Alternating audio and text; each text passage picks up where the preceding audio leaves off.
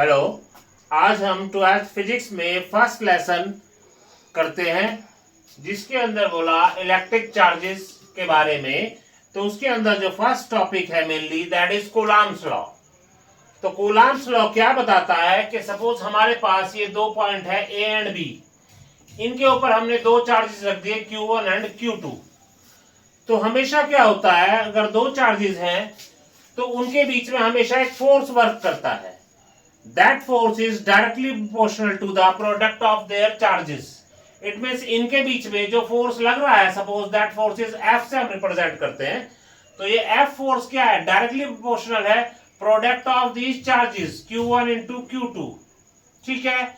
And ये जो force है डायरेक्टली इनवर्सली प्रोपोर्शनल है to square of distance between them. इनके बीच की डिस्टेंस हमने r कंसीडर की है, तो फोर्स क्या हुआ, inversely proportional to 1/r²।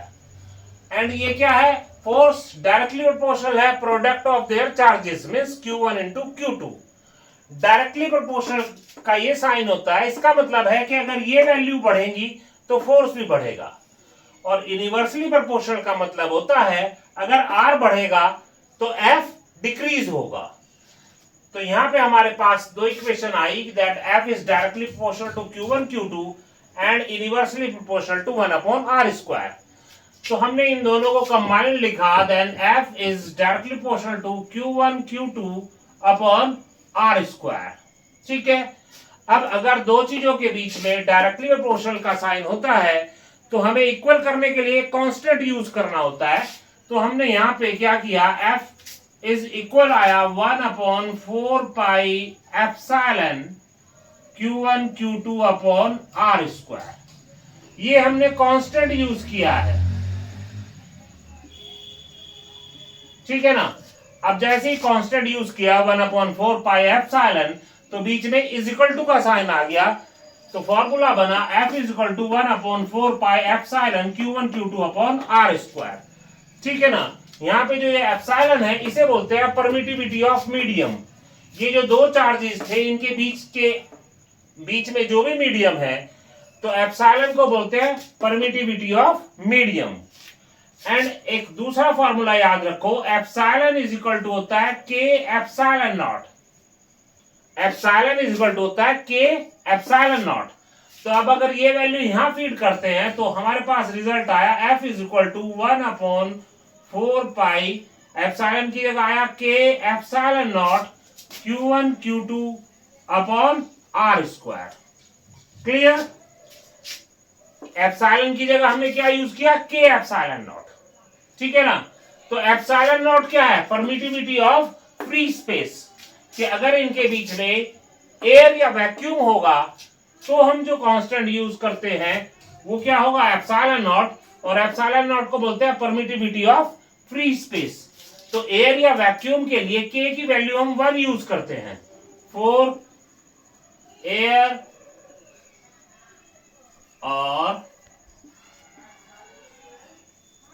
Vacuum के लिए क्या यूज करेंगे, K इज इक्वल टू 1। अब अगर हम K 1 यूज करेंगे तो हमारे पास फॉर्मूला आया that F is equal to 1/4 pi epsilon naught Q1 Q2/r²। ठीक है ना। यही रिप्रेजेंट करता है कूलम्ब्स लॉ को। यहाँ पे जो 1/4 पाई एप्सिलॉन नॉट है इसकी वैल्यू होती है 9 × 10⁹। ठीक है ना। अगर आपको इसकी उसकी यूनिट की जरूरत है तो इसके लिए क्या आएगा, न्यूटन मीटर स्क्वायर। यूनिट होगी इसकी न्यूटन मीटर स्क्वायर पर कूलम्ब स्क्वायर। ठीक है ना। तो नेट जो फॉर्मूला आया कूलम्ब्स लॉ का वो आ रहा है 1/4 pi epsilon naught Q1 Q2/r²।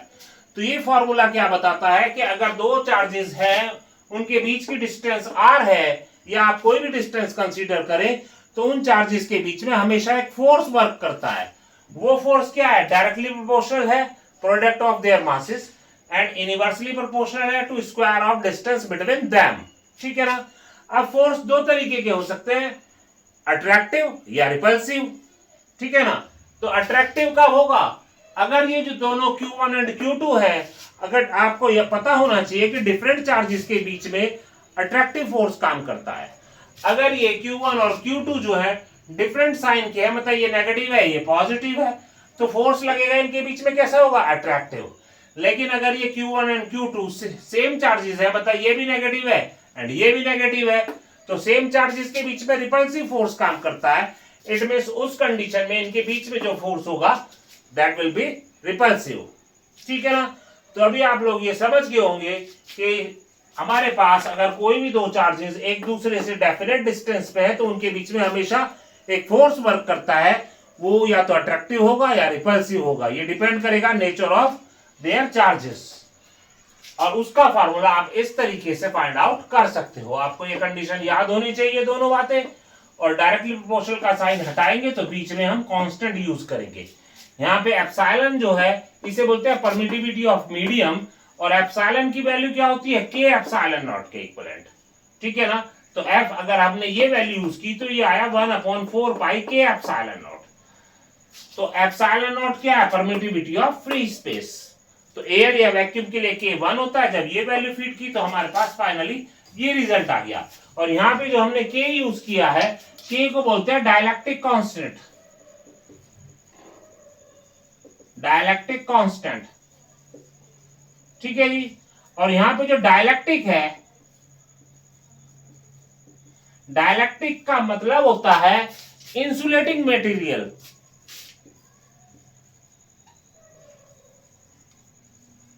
Insulating material ये करंट कैरी नहीं करता। इंसुलेटिंग मटेरियल को हम क्या बोलते हैं, डायलैक्टिक। और के का क्या मतलब था, डायलैक्टिक कांस्टेंट।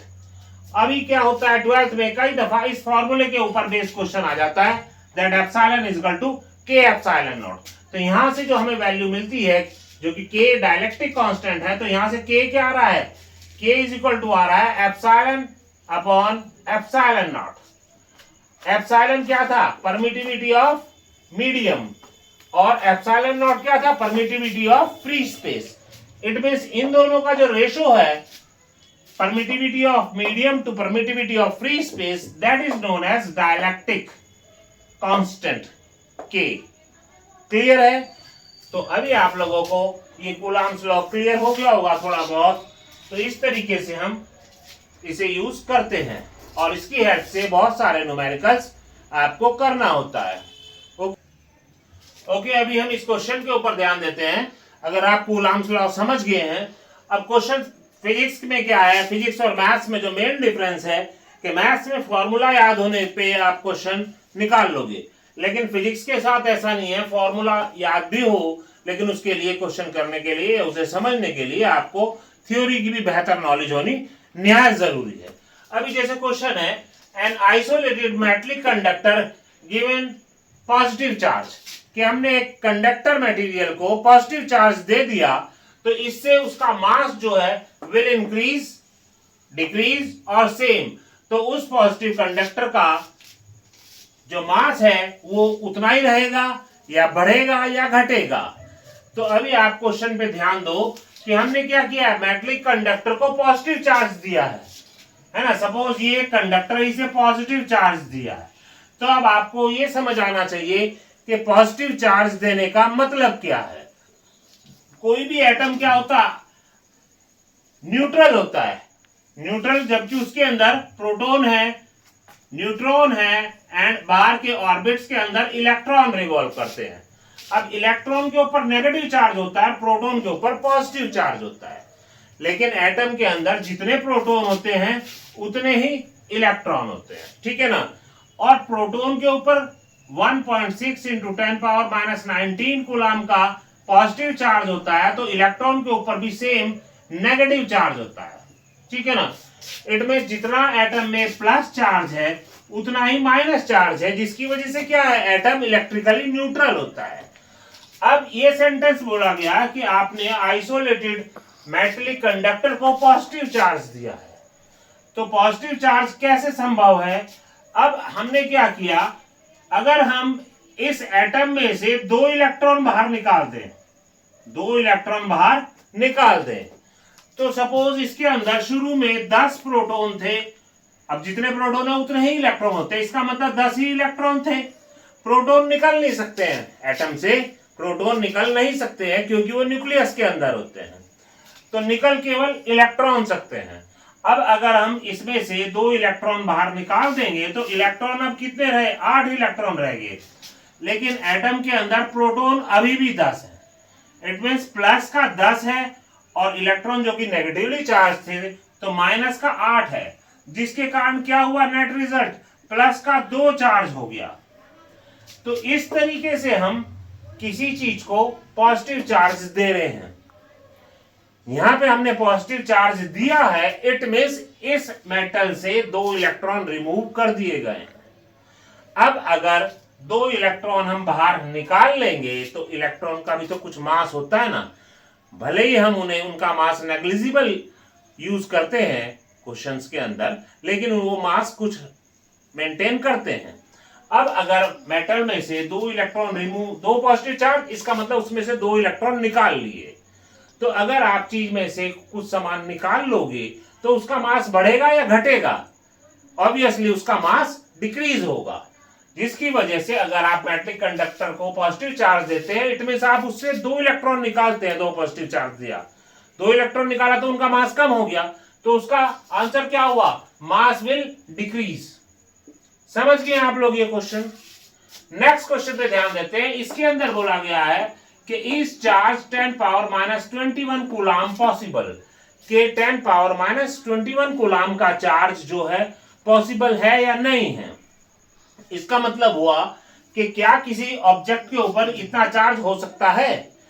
तो हमें जो पता है वो क्या है कि जो स्मॉलेस्ट चार्ज है वो इलेक्ट्रॉन का चार्ज है, दैट इज 1.6 इंटू 10⁻19 कूलाम। एक इलेक्ट्रॉन का ये स्मॉलेस्ट पॉसिबल चार्ज है, इतना चार्ज हो सकता है। और इसी से रिलेट एक फॉर्मूला बनाया गया है, Q is equal to Ne। N का मतलब है नंबर ऑफ इलेक्ट्रॉन, ठीक है ना। तो क्वेश्चन में बोला गया कि इतना चार्ज पॉसिबल है या नहीं है, तो हमारे पास Q की वैल्यू कितनी है, 10⁻21। तो क्वेश्चन के अंदर Q कितना गिवन है, 10⁻21 है ना, और इलेक्ट्रॉन का चार्ज हमें मालूम ही है। तो हमें क्वेश्चन पूछा गया कि चार्ज पॉसिबल है, तो हम चेक कर लेते हैं कि कितने n होंगे, मींस नंबर ऑफ इलेक्ट्रॉन कितने आ रहा है। तो n की वैल्यू अगर हम फाइंड करेंगे इस फॉर्मूले के according, n is equal to आया Q अपॉन E। Q की वैल्यू कितनी है, 10⁻21 एंड E का चार्ज है 1.6 इंटू 10⁻19, ठीक है ना। तो जब हम ये क्या निकल रहा है, n मींस यहाँ पे नंबर ऑफ इलेक्ट्रॉन को रिप्रेजेंट कर रहा है। तो अगर आप इसको सॉल्व करते हैं देन रिजल्ट इज अप्रॉक्स 1.5। ये 1.5 रिजल्ट का मतलब हुआ कि n means number of electron अगर है तो ये रिप्रेजेंट कर रहा है कि इस चार्ज पे 1.5 इलेक्ट्रॉन होंगे। 1.5 का मतलब 1.5 इलेक्ट्रॉन। तो अब 1.5 इलेक्ट्रॉन तो होते नहीं हैं, इलेक्ट्रॉन या तो 1 होगा या 2 होगा या 3 होगा, तो 1.5 इलेक्ट्रॉन होते नहीं हैं। तो इससे क्या कंक्लूजन निकला, that this charge is not possible. Okay, तो अगर आप लोग ये समझ गए हैं तो दोबारा से इस क्वेश्चन को करने का प्रयास करें। हम नेक्स्ट क्लास में इससे रिलेटेड और क्वेश्चन करते हैं, ठीक।